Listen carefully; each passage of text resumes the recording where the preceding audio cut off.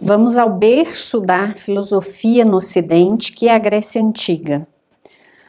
Toda escola de filosofia, ela gira em torno de alguns eixos fundamentais. Hoje nós vamos falar sobre esses 3 princípios claros, bem definidos, que já nascem junto com a filosofia grega e vai acompanhar todo o processo do seu desenvolvimento, que é: o mundo existe desde sempre, ele está sempre aí, esse mundo é inteligível, ele é possível de ser compreendido e esse mundo é ordenado.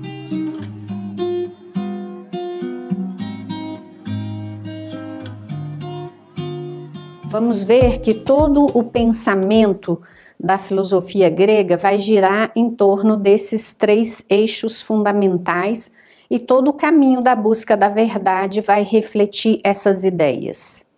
O primeiro princípio, que é o universo existe desde sempre, significa não que os gregos não concebessem que um momento da criação existiu, até porque eles falavam que havia mitologicamente o caos, e esse caos teria sido fecundado, ordenado pelo princípio divino, que era Theos, e gerava o cosmos. Então, quando ele diz que o mundo existe sempre, é a mesma coisa que falar que esse cosmos, essa natureza, é sempre, está sempre aí. Esses princípios, essas essências estão sempre aí e ele procura não buscar explicar essa origem. Ele quer compreender o que virá a existir, a manifestar nesse mundo, nessa natureza à volta dele, nesse cosmos do qual ele faz parte. Então ele vai falar sobre isso, a explicação da manifestação de toda essa pluralidade, de todos esses elementos, inclusive contraditórios, que vão existir nesse mundo à volta dele e vão ser as diversas explicações que nós vamos encontrar, por exemplo, nos pré-socráticos. Então, essa forma de ver o mundo nos remete a uma ideia de perceber que, para além de toda a multiplicidade de manifestação, há uma raiz, há uma essência, há uma eternidade. O segundo princípio é que esse mundo à nossa volta, que é ordenado inteligentemente, ele pode ser compreendido, nós podemos refletir sobre ele, saber como ele funciona, saber que as coisas se contrapõem entre si, mas elas também se relacionam de uma maneira harmônica. E é isso que os gregos vão fazer. Eles vão o tempo todo perceber que há polaridades que contrastam, que há a multiplicidade, as diferenças, mas tudo isso eu posso ir refletindo. Daí vai nascer uma série de filosofias para compreender esse mundo que tem por trás uma raiz inteligente. Então, quando eu digo que é possível de ser compreendido, que é inteligível, não quer dizer que eu só posso traçar um processo lógico. Quer dizer que eu vou precisar, mais do que a lógica, uma percepção mais profunda, porque eu vou precisar entender uma relação que faz com que essas partes que aparentemente são contrárias se coordenem harmonicamente. Então não basta só uma lógica linear, é preciso eu entender como elementos tão múltiplos e diversos vão compor essa unidade, até porque toda essa manifestação ela veio de uma unidade. Então eu preciso ir raciocinando, construindo a maneira de ver esse mundo para que eu possa entender o processo evolutivo dele. Porque à medida que eu vou vendo esse mundo, eu vou percebendo que nesse mundo há mudanças, que nesse mundo há movimento, que é um elemento bastante presente, mas esse movimento não é só a mudança externa, não é só o movimento externo. Para eles, todas as mudanças e alterações conduziam a um processo de evolução.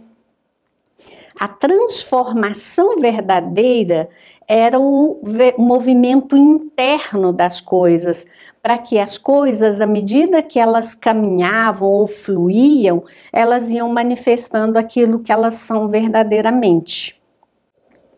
Já o terceiro princípio nos fala acerca de um mundo que é ordenado. Como ele pode ser então ordenado? Preciso que haja uma lei por trás.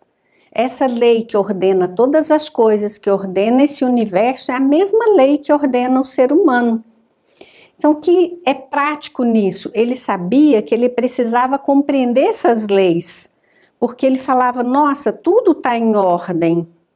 E se eu compreendo essas leis, eu também posso participar conscientemente desse mundo, ser um elemento de ordem, de harmonia, e ao mesmo tempo ordenar a mim mesmo, porque se eu sou uma espécie de célula, uma espécie de ser que participa desse mundo ordenado, eu teria que ordenar a mim mesmo.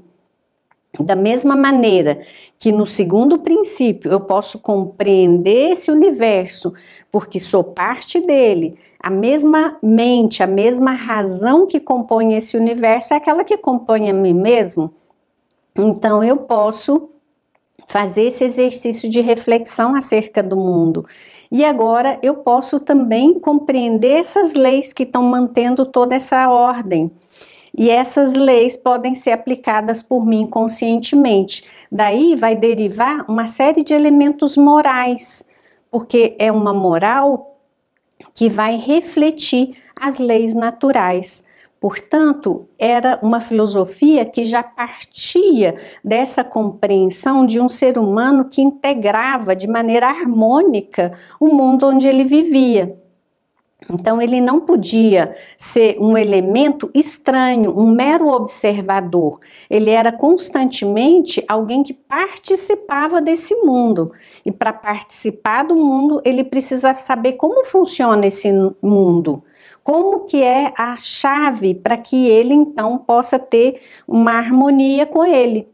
Por isso que a evolução do mundo, a mudança aparente, era, na verdade, um elemento que voltava à raiz, à origem, porque desde as origens esse mundo sempre já era, e eu fazia com que ele desse essas voltas, esse processo de transformação, de multiplicidade, de divisão aparente, para que à medida que ele fosse evoluindo, ele pudesse voltar à sua natureza original, à sua verdade original.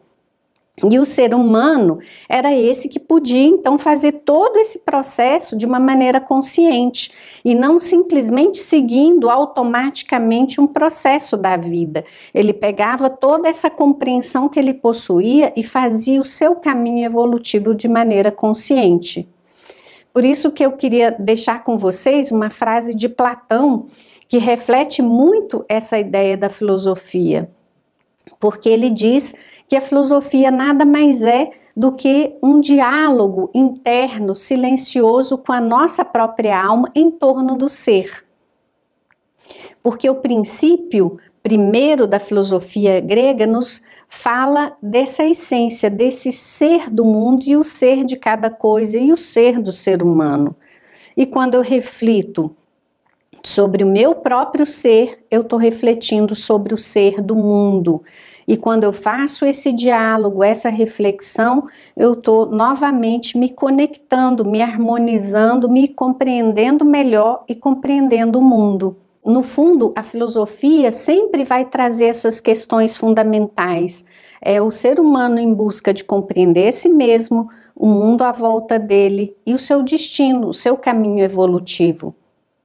E é isso que a filosofia grega vai trabalhar desde as chaves um pouco mais obscuras dos pré-socráticos até a chave dos modelos do mundo das ideias de Platão, a moral socrática, as escolas moralistas, tudo isso vai compor essa busca constante do ser humano em direção à verdade, à compreensão de todas as coisas, saber onde nós estamos, o que fazemos aqui e qual é o sentido, qual é o nosso caminho evolutivo, o que é melhor para nós para que a gente possa alcançar uma verdadeira realização humana.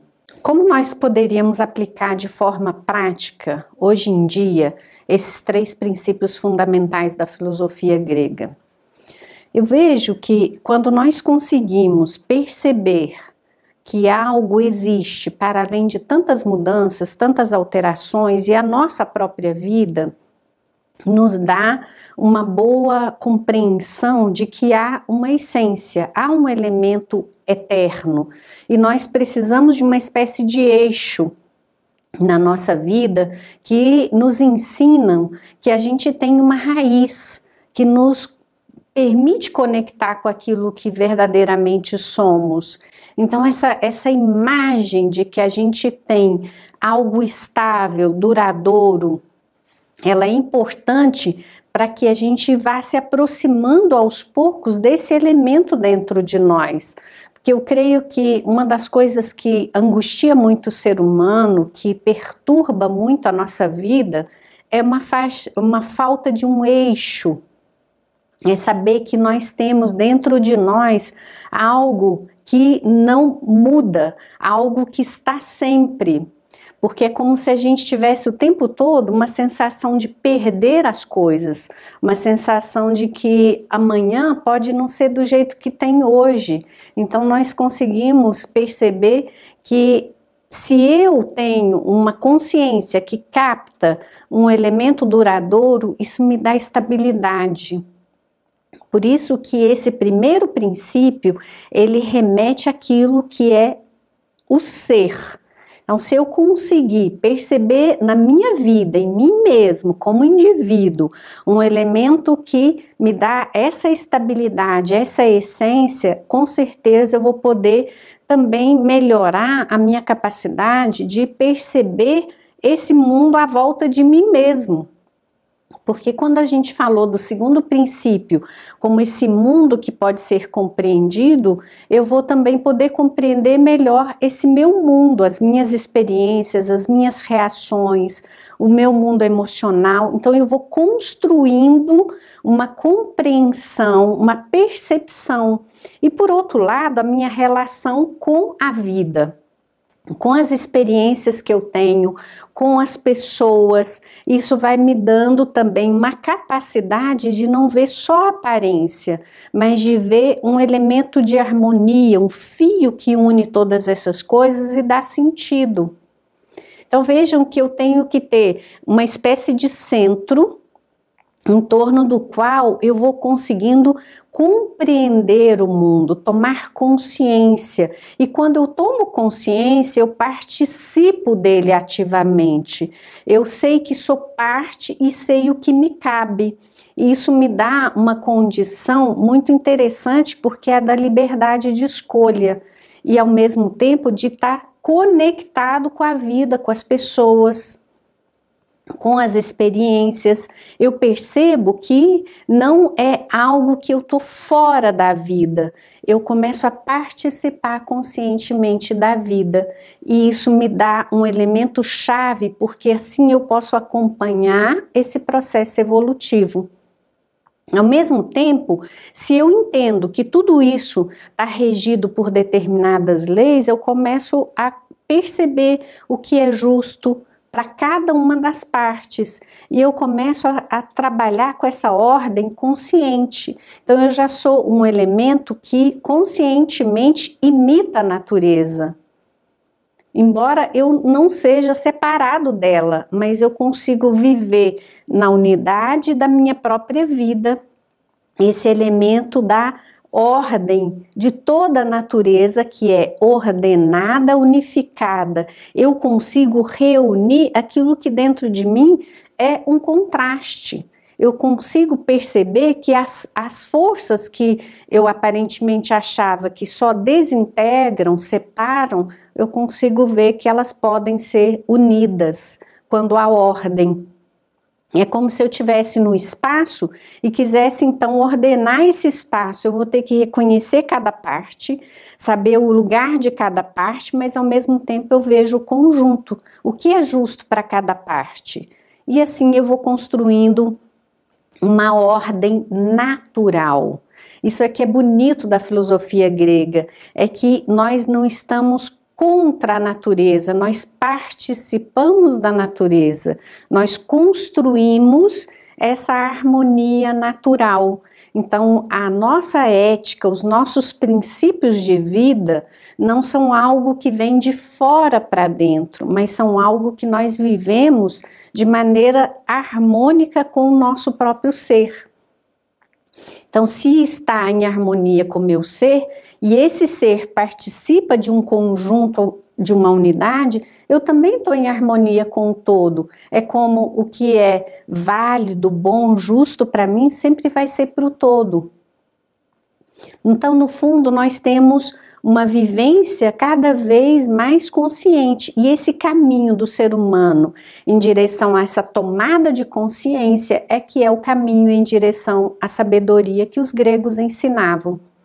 Então vejam vocês que, apesar de ter tantas diversidades de filósofos, tantas concepções diferentes, nós vamos poder reuni-las em torno de 3 eixos fundamentais. Isso que é chamado ecletismo, a capacidade de nós não contrapormos as visões desses diferentes filósofos, mas simplesmente de nós encontrarmos pontos de convergência, de nós sabermos que são apenas perspectivas diferentes. E isso é o maior aprendizado daquele que, como todos nós que estamos aqui, buscamos ser filósofos. Essa é a mensagem que eu queria trazer para vocês, como poder reunir elementos tão diversos dentro de unidades fundamentais, para que a busca de todos nós seja sempre frutífera, que a gente saiba extrair as essências, que a gente saiba também trazer a essência de todas as épocas, de todos os filósofos para a nossa vida prática de hoje.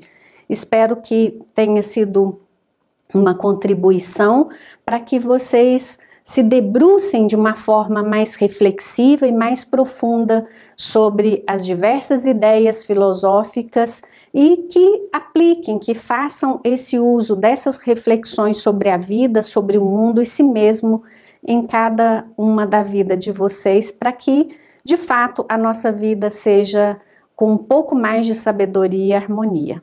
Obrigada.